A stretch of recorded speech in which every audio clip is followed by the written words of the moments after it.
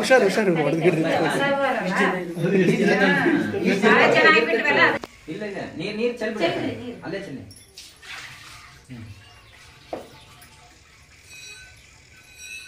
S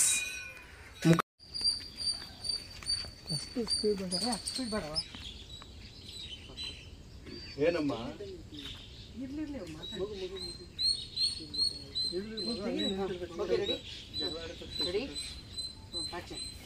ಏನಮ್ಮ ಏನಮ್ಮ ಇದು ನನ್ನ ಮಗಳನ್ನ ಈ ರೀತಿ ಮಾಡಿಟ್ಟಿದ್ದೀರಾ? ಅಲ್ಲ, ನಮ್ಮ ಮನೆಯಲ್ಲಿ ನಿಮಗೆ ಹೇಳೋರು ಕೇಳೋರು ಯಾರು ಇಲ್ಲ ಅಂತ ಈ ರೀತಿ ಮಾಡಿದ್ದೀರಾ?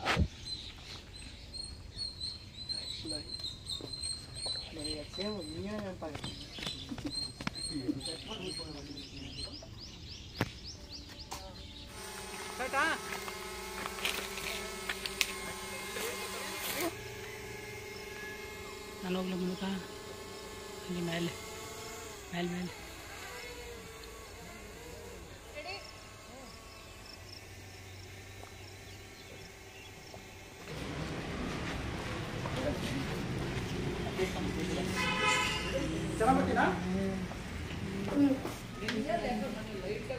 ಬನ್ನಿ ಹೋಣ ಹಚ್ಚಿ.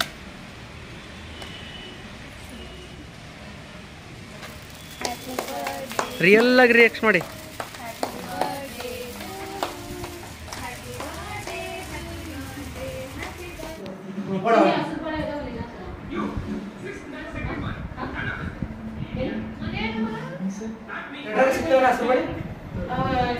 ಇಲ್ಲಿ ಸ್ಟೋರ್ ಸಿಗ್ತಾವ ನೋಡಿ.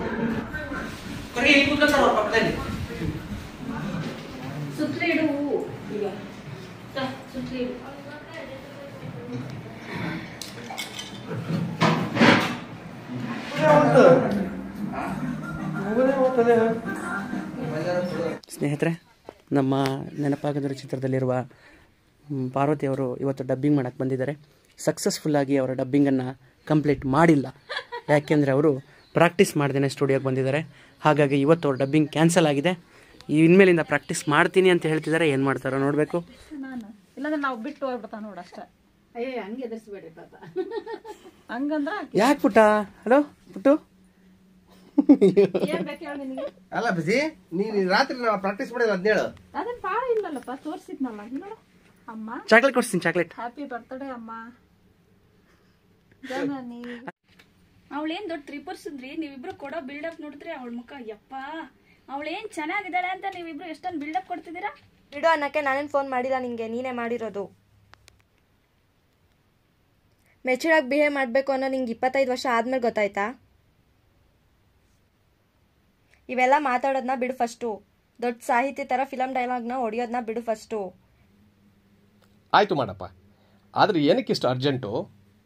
ಪ್ರಮೋಷನ್ ಸಿಕ್ಕಿ ಇನ್ನೂ 24 ಗಂಟೆ ಆಗಿಲ್ಲ, ಆಗಲೇ ಇಷ್ಟೊಂದು ಕೆಲಸನ? ಇವತ್ತು ಶನಿವಾರ, ಹಾಫ್ ಡೇ ಬೇರೆ. ಮನೆಗೆ ಹೋಗಿ ಹೋಗಿ